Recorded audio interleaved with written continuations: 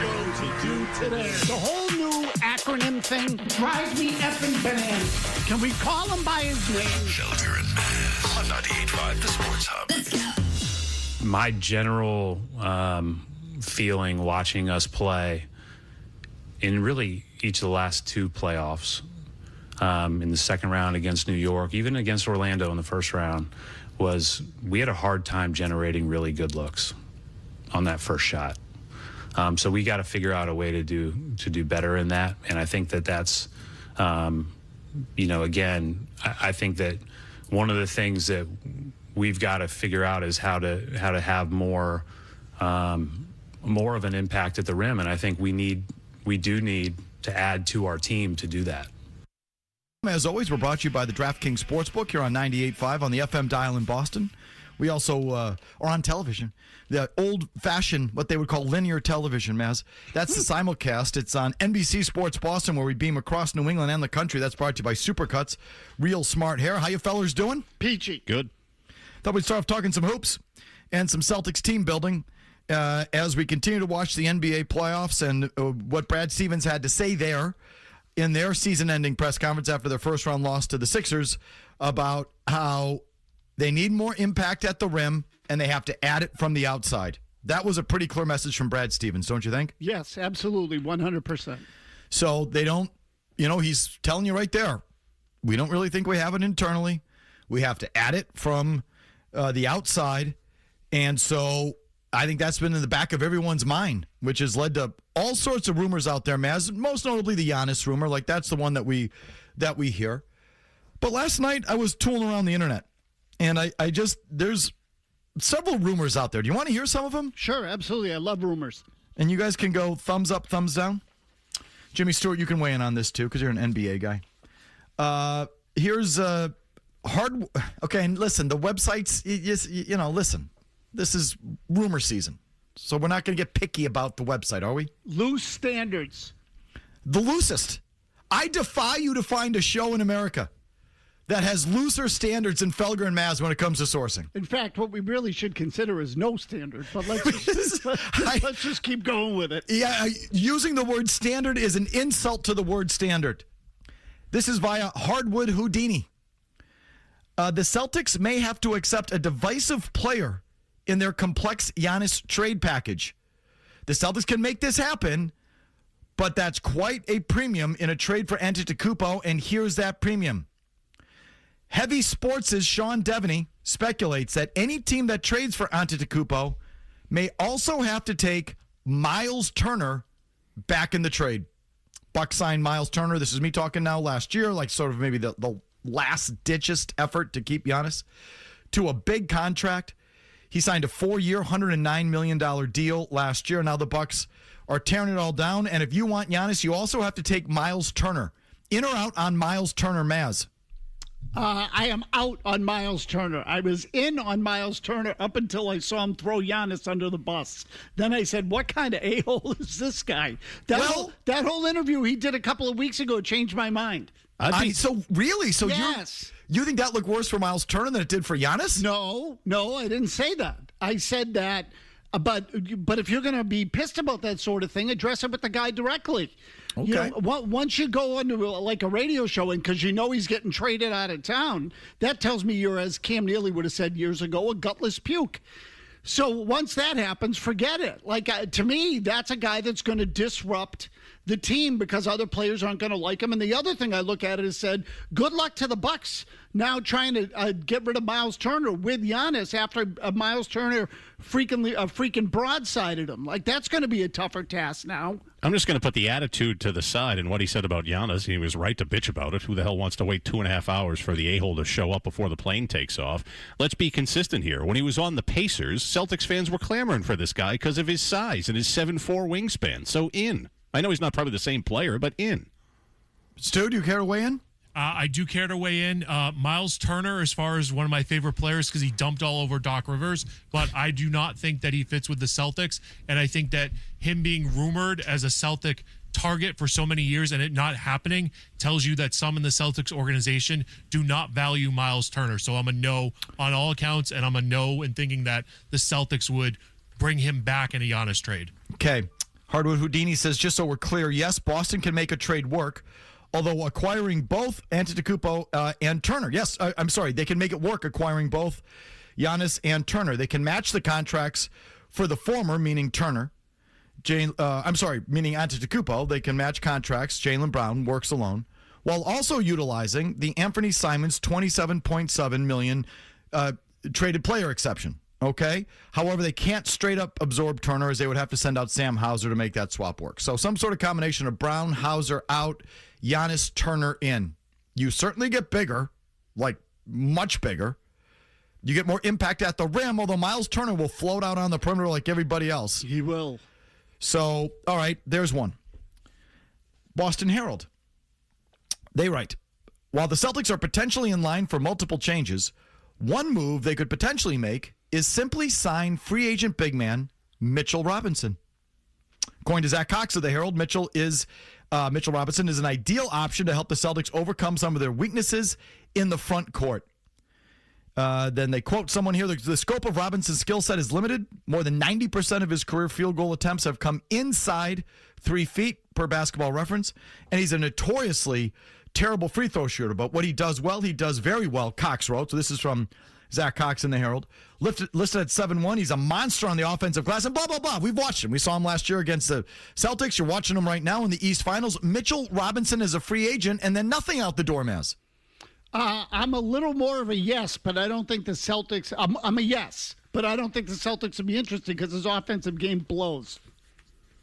Stu, Murray? I'm a no. I don't see what else. Okay, you got a little bit bigger, but now we have to watch Hacka Robinson when he gets here too. I just don't think that puts you over the top, and that's going to have you compete with the San Antonios and OKCs of the world. It's not enough. I'm a no on Mitchell Robinson. I don't think he can figure out how to actually play real defense or real offense, just the mental aspect of the game. My understanding, he's not very good at it. He's not very high basketball IQ. And if he's a free agent, you're paying through the schnozzle. Okay, so for someone who's not going to be an offensive threat other than, a lob dunking and things like that. So can you do that can't you, don't you have Keita? Like, don't yes. you, you know what I mean?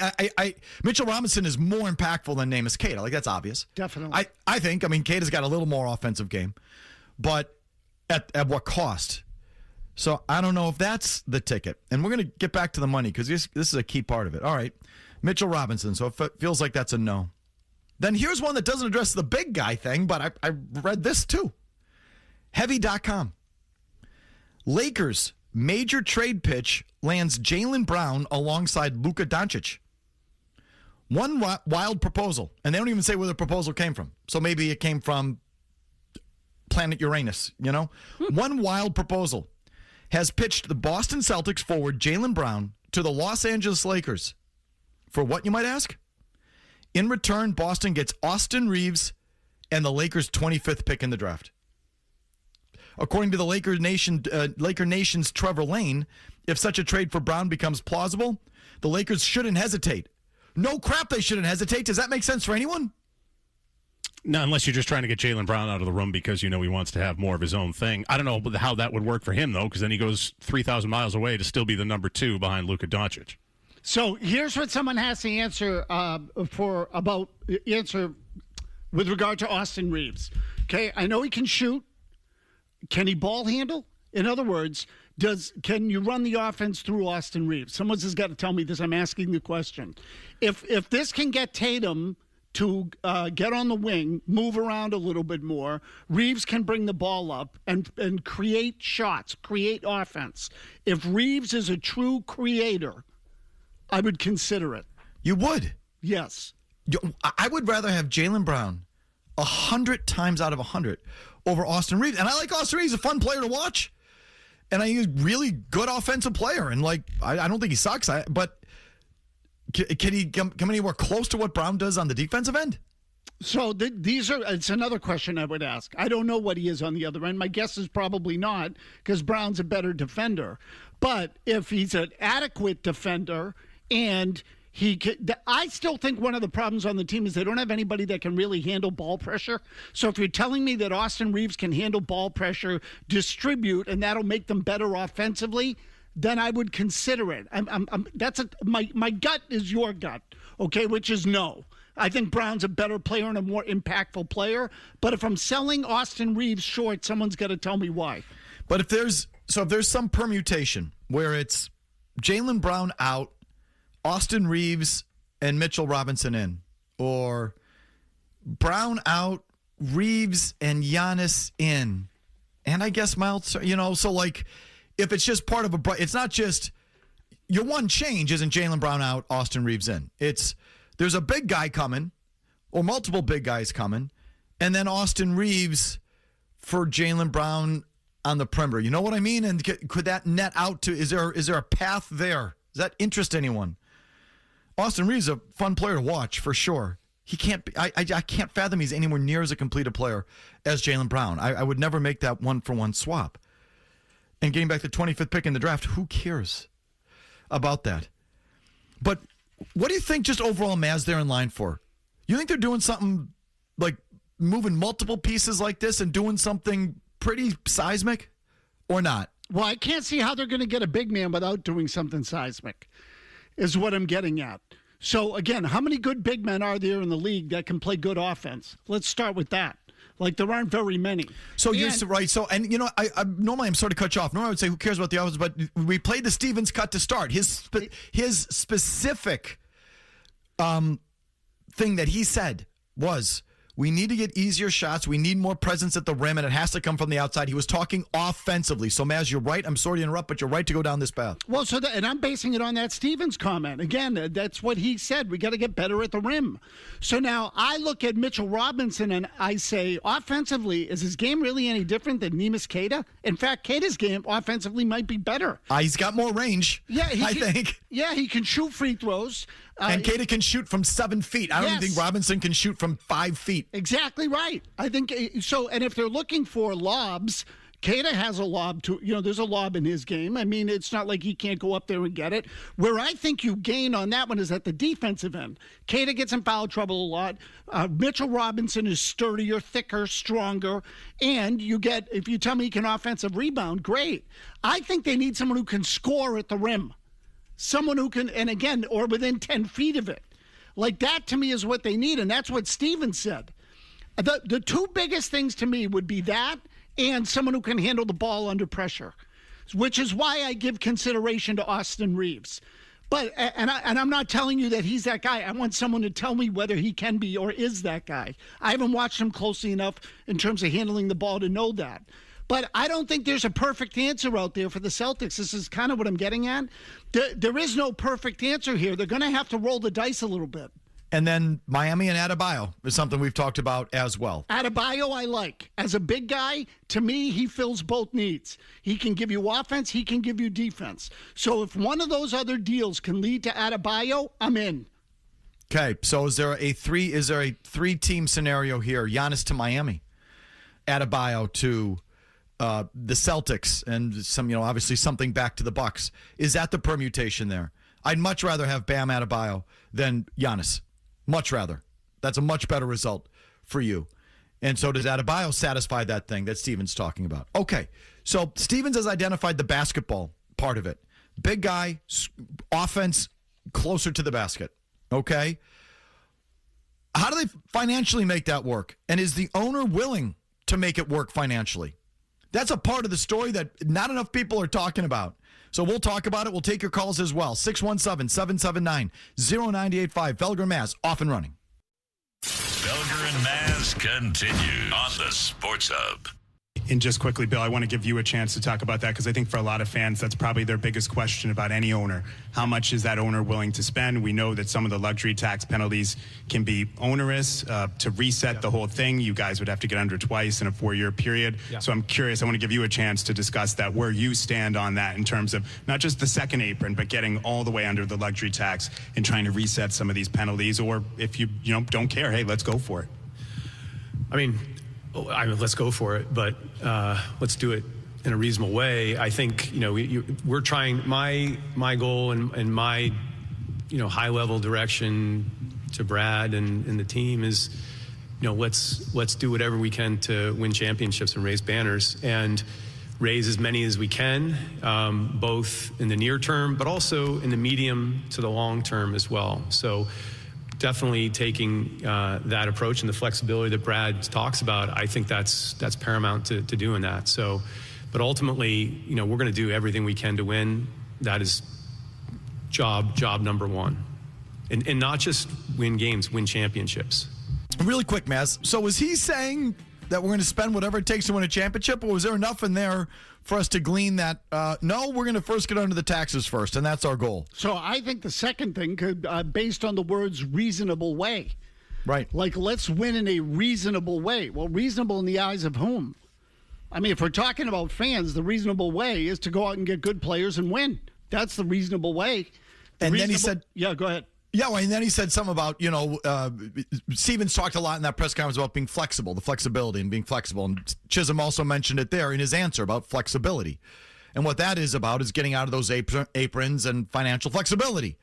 So I think he gave you enough hints there to tell you that, these taxes and these tax lines are going to be something that we're going to manage the team accordingly, I think is what he was telling you there.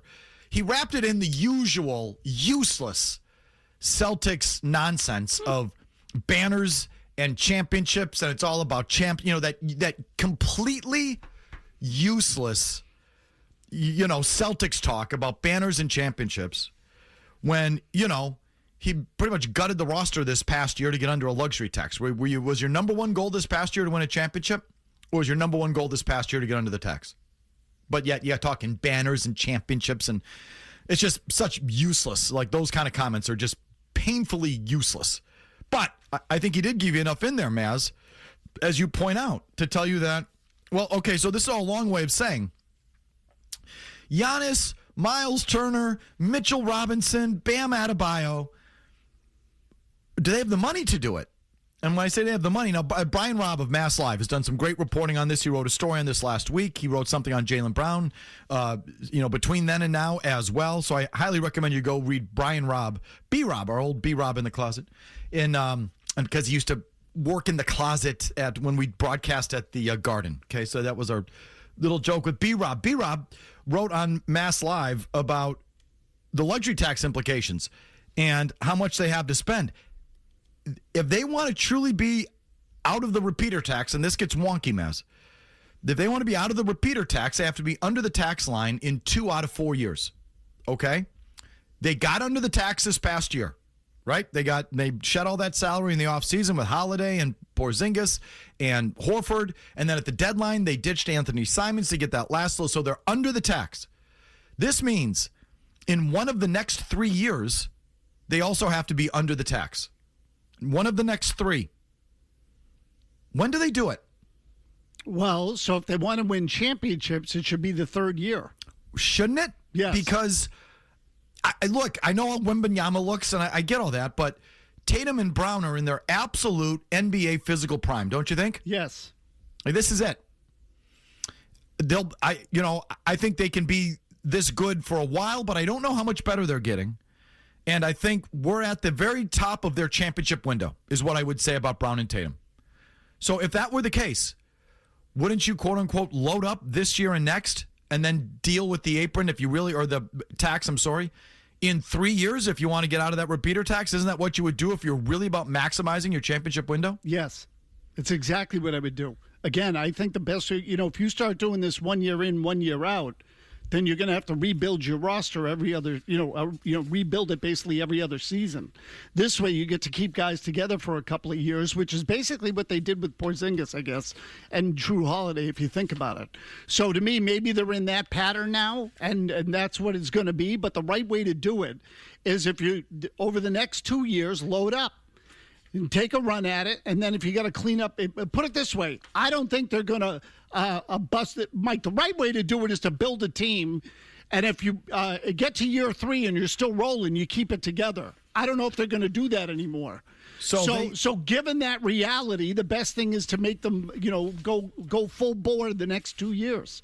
As Brian Robb reported, they currently have about $181 million in guaranteed money committed for next year, including whatever their first-round pick is going to make. Okay, so $181 million. The luxury tax line is $200. So they got another $19 million to spend to get to the luxury tax line. And I mentioned that traded player exception of $27.5 million. I called B-Rob today to clarify this. $27.5 million exception I said, oh, so they can actually spend $227 million without going over the tax because that's an exception. No. The exception just allows you to trade for player and not match dollar for dollar. Exactly. It's a trade exception. It's like a gift card. Think of it that way. So it's just in terms of that matching thing. Normally if you're over the cap, you have to match the money. This allows you to not match the money by $27.5 million. You can be $27.5 million over, and you can still use that to match the salary or to match salaries in a trade. But that still goes onto your tax bill. So this $27.5 million player exception, if they're going to get under the tax again this year, is kind of useless. You know what I mean? Yeah, it just means that they can send less to the other team, and they might they might be able to take on money to facilitate a trade, because they don't have to send the money out. They send that exception instead. Right, but it still goes against your tax bill. Absolutely, it does. 100%. Yeah. The goal here of these private equity guys that just bought the team is to be out of the repeater tax. So that means they have to do it once more in the next 3 years. They fought like hell to get underneath it this year. They were not championship driven this past year. Fact. They could have kept the team together, waited for Tatum to get healthy, and when he was going to come back, he was always going to come back. And he could have stepped right back into that roster from last year. But nope. Their number one goal is to get under the tax. So their number one goal last year over the championship was to get under the tax. To make it really count, you have to do it again. You have to do it once in the next 3 years, which they're going to do. They're going to do it. If it's this year, then they really can't add much. Exactly. And that player exception, that trade exception, is not going to count for much, as Rob writes. Based on the team's current financial commitments, using the full TPE and staying under the luxury tax line will not be doable without some significant trade movement across the roster, unless they send out a lot of money elsewhere. Correct. So if you're salivating over that trade exception, it's not really a factor. Their number one goal the next 3 years is to get out of that repeater tax, don't you think? Yes, absolutely, 100%. I mean, I don't even think it's debatable. So Giannis, Turner, Adebayo, all these permutations, tell me what the money is and tell me if they stay under the tax.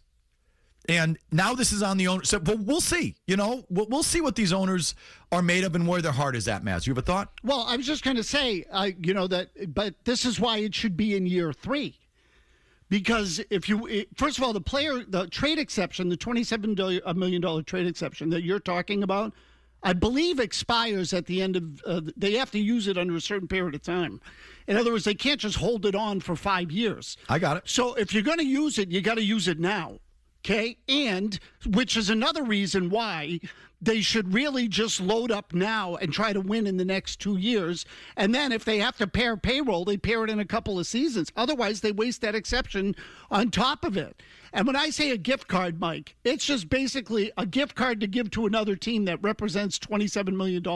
Understood. That's how I think of it. So if they make a trade and they got to make up $27 million, well, we can't give you a player, but here's the gift card. Right. And that pretty much takes care of the whole thing.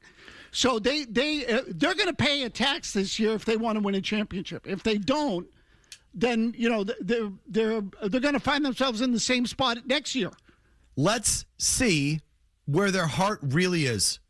Are they truly championship driven? Because if they're truly championship driven, they go back into the tax these next couple of years when Brown and Tatum are in their physical peak and their absolute NBA prime. And then in year 3, in the third year, okay, then you're going to have to scale back. But you go for it now because this is when your players are at their best. But if they're just, again, these are private equity guys, and they're not really Bostonians. Like it even matters, but it's not like they bleed green. Stop it. Guy lives in L.A. Where does Chisholm live? I know he's from Georgetown or something, but where does he live? California, I think. Thank you. Right. I think. So, but listen, we'll see where they're at. The money talks and bull crap walks, Mazz, right? Absolutely. So we'll see. Are you championship driven? You go back into the tax this year, and you do everything you can to quote unquote load up around Brown and or Tatum, and that's what you do, because these are their best chances to win a championship. The further out it goes, the further off their prime they go. The further out, you just can't predict the future. Everyone's a flight risk in the NBA. What is Chisholm going to do? What are the owners going to do? It's on them. That to me is the interesting part of the story. And again, I invite you to read Brian Robb in Mass Live, who's detailing all this stuff. All right, I promise. Your phones at 617-779-0985 after Big Jim Murray gets you updated here. Whee! Goalie fight. Felger. Whee! Look at the goalie fight. Oh, Mazz. oh my God. Murray. He sucks in the playoffs. That's great. No. 98.5. Wonderful. Good. The Sports Hub. Off-season Celtic rumors, and what are they going to do and how are they going to do it? And is ownership going to allow them to spend? Or is the number one goal to stay under that tax this year? Scott in Texas, and some of the other rumors of which somehow Austin Reeves is in the Celtics rumor mill. Scott in Texas, go ahead. Yeah, Mike, I'll be honest with you. As a Lakers fan, Austin Reeves was fitting great with you guys. He absolutely chokes when it comes to the playoffs. The last 2 years, the games have gotten too physical for him. He's always hurt. He's always banged up. So if you want a guy that chokes, go for it. But if it's me, I still think Giannis is the move. I think the guy that they need to target is Bobby Portis. I think a package of Bobby Portis and Giannis gives the Celtics the physicality and the inside presence to compete with New York and the San Antonios of the world. So just my 2 cents there. Appreciate it. You guys would like Bobby Portis. Yeah, I'd take Bobby Portis. One of the last real, genuinely tough psychos left in the NBA. Yeah, I agree. I'm with Murray on that. And he can play inside and out. So, yeah, he's slow. He's glacial. But he would give them edge that they desperately need. Yes. Yes, he would. You'd like him. I mean, I'd rather have Giannis and Bobby Portis than Giannis and Miles Turner. Yeah, 1,000%. Yeah. Definitely. So I don't know where the Austin Reeves thing came from.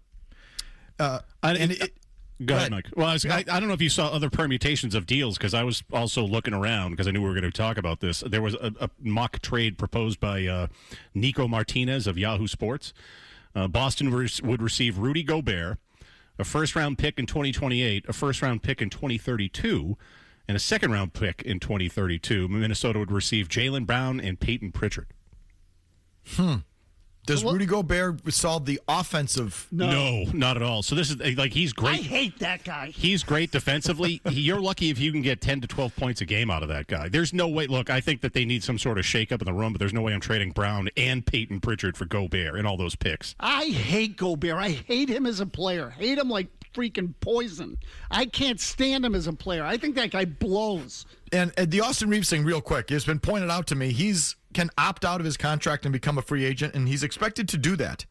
So I don't know if there would be some kind of sign and trade, I suppose, with Austin Reeves, but there's I'm aware that he can opt out and become a free agent. He's expected to do so. I just don't know how he makes any sense. And I don't hate the player. And does he choke in the playoffs, or does just water seek its level? All of a sudden, everyone's playing defense, and he can't get off quite like he can offensively, and defensively, he probably gets his ass exposed.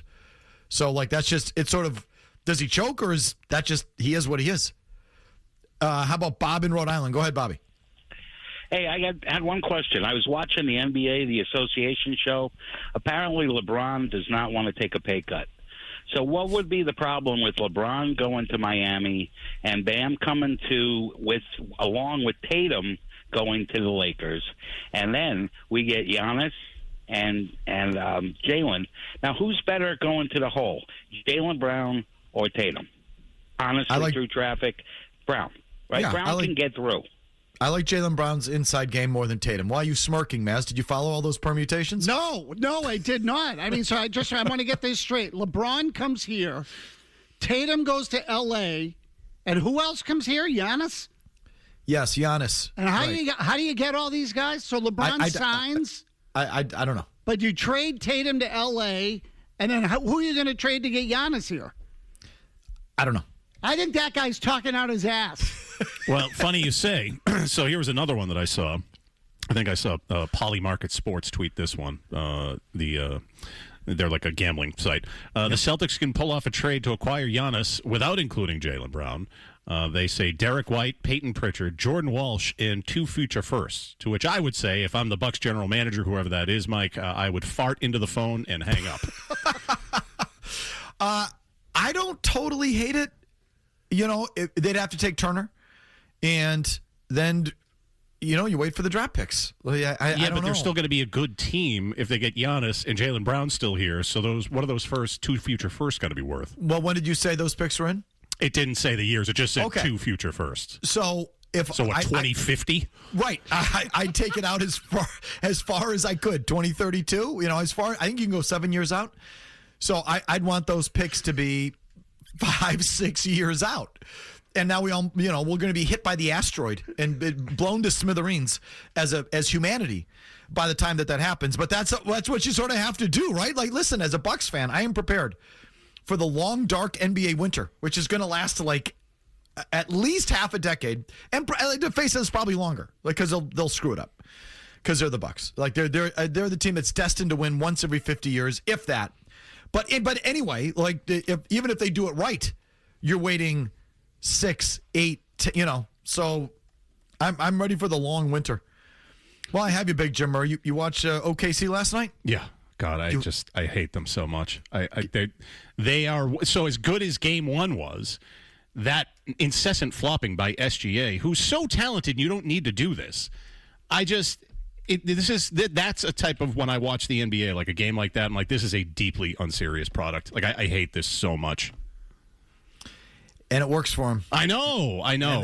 And they win with it, and it's disgusting. So you hate them. I really hate them. I hate them. And the other thing, I've said this with Gasper on Saturdays, too. I think I figured it out.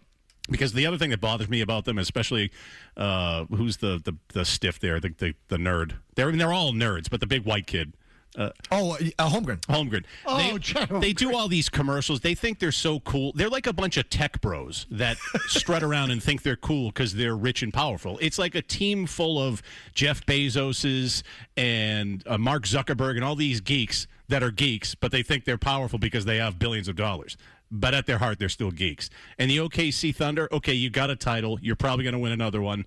You flop like a bunch of cheaters. I hate watching you. You're bad for the sport. But, they think they're so cool. But deep down, they all know they're a bunch of dorks. They really are. And the fans. Oh, the only stadium in the NBA, and I think of all sports, where they hold prayer before the tip-off, too. Like, give me a break with that. Do they do that? Oh, yeah. Just get to the game. Oh, I'm just talking about the T-shirts. I've said this before. You're in Hooterville if in the NBA game they all wear the T-shirt. That's Hooterville. Yeah, loser city. Yeah. Because, and you know why? Well, and when I say loser, I mean toolbox. Well, but no, I mean, it speaks to you living in a one-horse town. Definitely. You would never see that in New York. Every now and then they'll lay the T-shirts out for the Celtics fans, but they don't really wear them. You know why? Because we have somewhere to go after the game. Yeah. It's an actual place. Whether you actually have to go somewhere else or you're going to go somewhere else, because there's somewhere to go. And you're not going to wear that dumbass T-shirt to wherever you're going. In OKC, that's it. That ball game is all they got, and they're going home. It's a pile drive ice cream out of the freezer in their dumbass T-shirt. You're in Hooterville when they all wear the T-shirt. And not only do they all wear the T-shirt, it's blue section, white section, blue section, white section.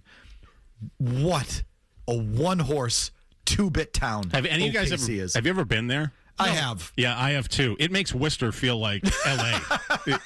There's nothing really going on there. The only good thing I have to say is I covered the Bruins, and we were there a year or two after the OKC bombing. Was that 95? Yeah, 95. So it must have been the summer of 96. I was there covering the team, and we were there for an exhibition. It was an exhibition season where they played an exhibition game there. And Pat Burns took the team to the site and did a thing at the site, and they let the media come along. I thought that was kind of cool. And I can't remember what Burns said, but he was sort of like, don't forget this kind of stuff, whatever. Like that I'll give OKC. But the T-shirt thing, it tells you. One-horse town, baby. Anyway, Murray's hatred of OKC brings us to Mazz's Tiers. Mazz's Tiers! Okay, hateable teams. It's not quite like Murray's talking about. We'll explain in a long commercial-free segment next.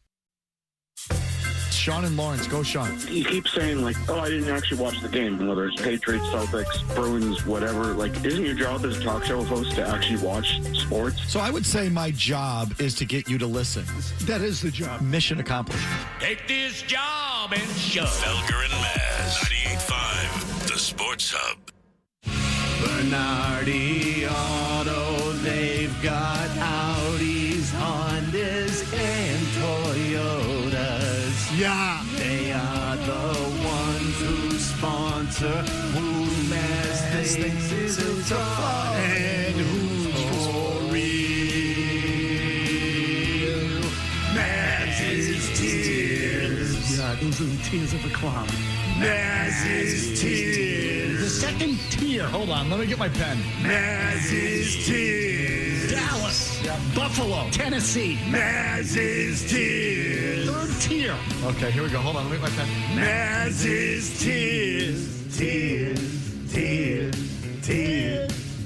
Indeed, it's that time of the week. Mazz's Tiers, brought to you by the Bernardi Automotive Group. Because when it comes to auto dealers, the Bernardi Auto Group always finishes top tier, 1A.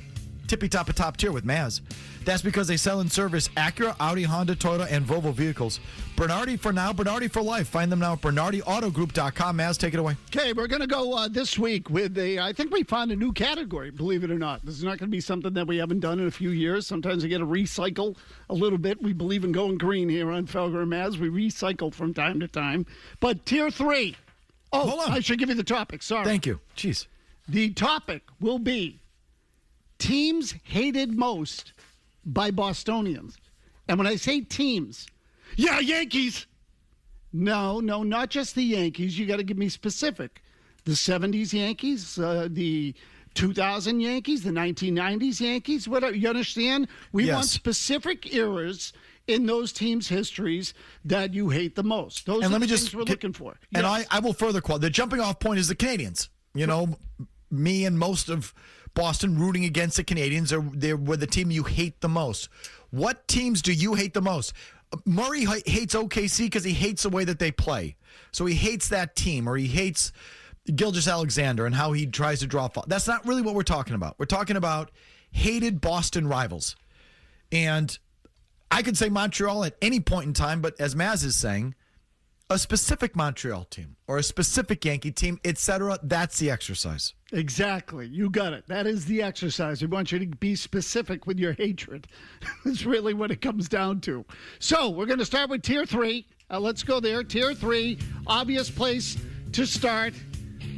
Tony La Russa's Oakland A's. Those are the Oakland A's of the late 1980s. They played the Red Sox twice in the postseason. They swept them both times. It was non-competitive, but they were a despicable, arrogant lot. And Tony La Russa, in and of himself, is kind of a detestable, arrogant guy. They were? Yeah, yes. They were. You had to hear about Dave Duncan, the pitching coach, and Canseco, McGuire, like that whole thing, right, Mazz? That's all the same era, please, right? ad nauseum. Like they had reinvented the game. Right. For crying out loud. Oh, God, yeah, they were pains. They were completely detestable, though, Murray. That was the first team I realized as a child, and this is when I'm really into baseball. Wow, the team I root for sucks. They're not like anything like this. Well, no, and that's A's team's a wagon. But that's why they were on Tier 3, because they were in a different class. Yeah. And also, the reason why you thought they were awesome is because you used the key phrase, child. Is what you said. So back then, you were a child. I was an adult. Albert Bell's Cleveland Indians, those teams of the mid-'90s and in the '90s, the Red Sox played them in the postseason a lot. They were detestable. Albert Bell was a freaking lunatic, for crying out loud. Red Sox got into all kinds of incidents with those Indians teams. The 1970s New York Rangers. Again, the Bruins' hatred runs deeper, so you could put all the hockey ones in their own top of the tier, because hockey hatred tends to run deeper. But that rivalry didn't last a long time. It's really the last time the Bruins and the Rangers ever hated each other. I'd say the same thing about the 1970s New York Knicks. The Boston-New York hatred in the 70s was very strong, but in the winter sports, it was relatively, tame compared to what it was in other eras. And I would put Peyton Manning's Broncos, the Denver teams with Peyton Manning. There were some Keith Talib went there, Wes Welker went there. There was some rivalry and hatred and that sort of stuff, at least among fans. But it never reached the level of other Peyton Manning teams, which we'll get to here shortly. So that's it for Tier 3. I don't hear anything from Felger and Murray. There must be, they're processing. I'm just letting it play out for now. Oh, okay. All right. Well, there we go. Some of that's too early for me, like 70s Rangers, things like that. Yeah, I'm not born yet. I just, it's not unusual for you two to be silent.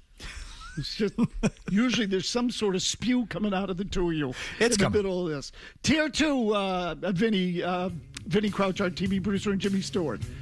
Tom Coughlin's Giants. Oh, they beat your ass twice. You must hate that, huh? Rex Ryan's Jets. The upset in 2010. Murray, you remember that one? Of course, I was there. Stormed out at halftime. There you go. Don Shula's Dolphins in the 1970s, and really more the 1980s. Shula was obviously didn't really. Shula's Dolphins, that's right. I would say in the 1980s, really more so. The Patriots could not beat the Dolphins, and you want to talk about an arrogant head coach or the Tony La Russa of football. Don Shula was it. Reinvented the game. Derek Jeter's Yankees in the late 90s, early 2000s. I did not find this team detestable at all. I'm sure you're surprised to hear that.